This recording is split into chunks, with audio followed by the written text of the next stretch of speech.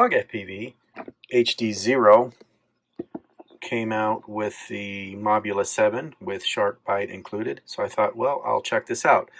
But it seemed like this was always on back order. NewBeeDrone actually is selling it now. It became available on their website, link below, and so I decided to check it out. So just a little background.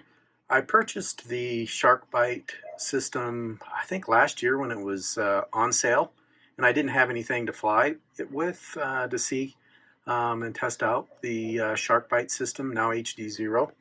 So it was a while before I even was able to test, the shark bite system out, and so that's why I bought this Whoop. And I'm really impressed with the technology. If I would have known that it had the video quality that it has, I would have bought it a lot sooner and tested it out on other builds. I can honestly say the DVR doesn't do justice to the quality of the video you see in your goggles. And then I like the form factor of these goggles over DJI. So is the video quality as good as the DJI 50 megabit per second video feed? And the answer is no. But those who say that it's not much better than analog, they're wrong. It's way better than analog. It's just not as good as DJI running at 50 megabits. But you get the convenience of lighter goggles. And, this is the goggles that are my daily drivers for my Whoops as well. So for me, it's a great little combo. So I'm pretty impressed with the HDZero system in general. So in the box, you get the Mobula7 HDZero version with Express LRS. You get a spare canopy. You get a bag of parts, which includes a screwdriver, prop removal tool. It looks like you get some spare screws. You get the back of the camera. You also, which is nice, you get a lens protector here that you can slide on. And also you get a instruction manual that looks very comprehensive, including a wiring diagram. And then, of course, you get all kinds of stickers. Going through the specs, this is a collaboration between HDZero and Happy Model. It's co-branded. The wheelbase, of course, is 75 millimeter. The weight, and I was measuring close to this, was 41 grams without a battery. The radio link is, of course, Express LRS 2.4 gigahertz version. The recommended battery sizes are 2S from 300 milliamp hours all the way up to 650 milliamp hours. And if you're running a 3S battery, they're recommending from 300 to 450 milliamp hour batteries. Of course, on the back here, which I really like, is the XT30 connector and the all-in-one flight controller is the newer Crazy Bee 4S X1280 is the model number.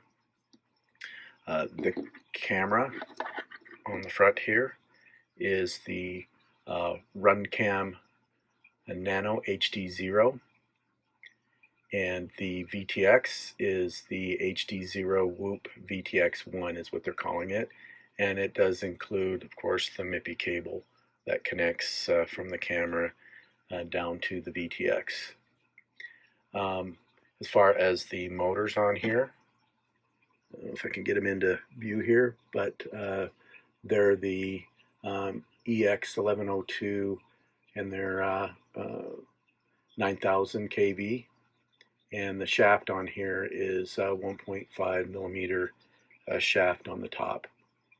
And I'm noticing that, of course, they're running reverse props or props out as far as the prop orientation.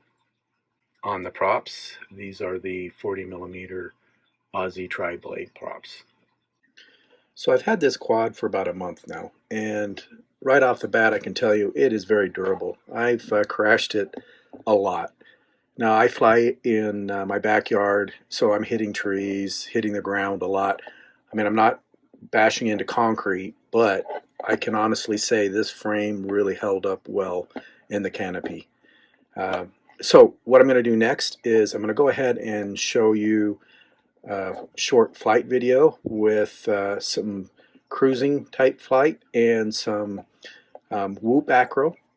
And then what we'll do, we'll conclude this video on my thoughts on whether or not this is worth your money.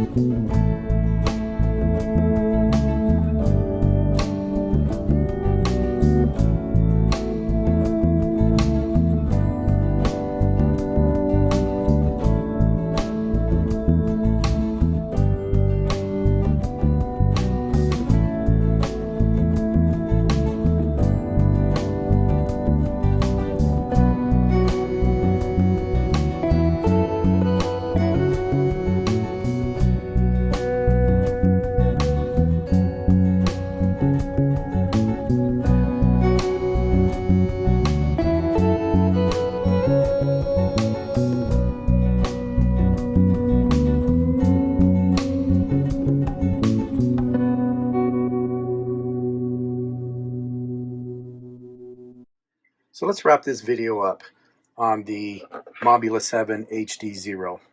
So as far as the pros, I mean, for what you get, I think it's a good value at $199 US approximately, and I'm sure that the prices will fluctuate. I think it's a pretty complete kit. The frame is super durable. I crashed this thing a lot in the time I was flying it. Again, not against concrete or anything like that, but it held up really well. The canopy especially is really solid. I think the camera itself is excellent. It's lightweight and has good video quality. The antenna back here, I didn't think it would be that great because it's just a simple dipole, but I had plenty of range with it. I like that it's Express LRS. You have no problems at all with the control link. I think the overall weight for an HD system is incredibly light, and so I definitely think that this is a game changer as far as being able to, put HD video quality on a Whoop. It's pretty amazing. I do like the motors that they picked on this. I think it's a good compromise as far as the KV and size for the weight. I think if you're running 3S, it does fine on Whoop Acro. I mean, it's not as good as the Mobula 1S version, which is way lighter, and that's to be expected. But when I run 3S outdoors, it wakes right up, which you can see from my video. And then, for 2S, that's what you would use indoors. I also like that it has an XT30 connector on the back. There's little to no voltage drop. I like that they used a USB-C connector right here. I really like that type of connector. It's a little more sturdy.